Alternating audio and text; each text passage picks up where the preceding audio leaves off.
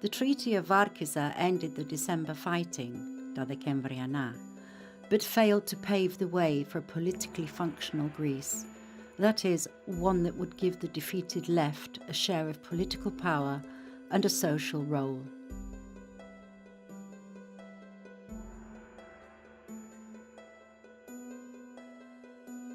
Civil strife flared up again in local outbreaks until a guerrilla attack on the gendarmerie post in Litochoro on the 31st of March 1946 signalled the official beginning of civil war.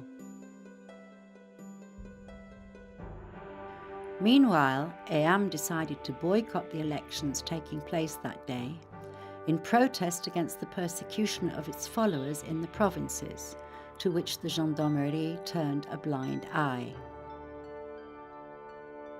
This abstention, and therefore EAM's absence from the country's first post-war parliament, deprived the left of a parliamentary presence, turning it towards armed forms of action and allowing its opponents to conduct a civil war with a functioning parliament.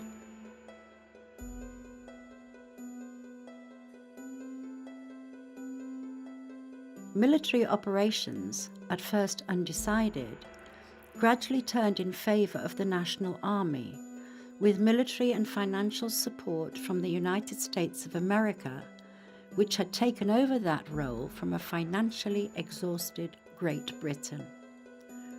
Meanwhile, the political persecution of members and friends of EAM and its youth wing, EPOM, had become systematic. The supreme expression of violence and fear was Makronisos, the army camp given over to efforts to re-educate those who had been part of the EAM resistance. One institution directly connected with the civil war was Pedopolis.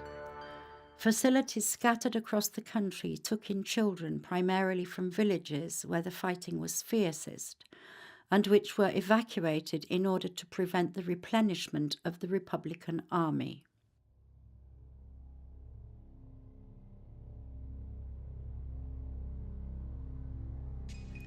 The Greek Civil War of 1946 to 1949 inflicted a lasting wound on the country, as it prevented Greece from reorganizing itself after the end of World War II, like the rest of Europe. Instead, it entrenched political conflict as all-out war, not least in its attitude of utter contempt for the opposition.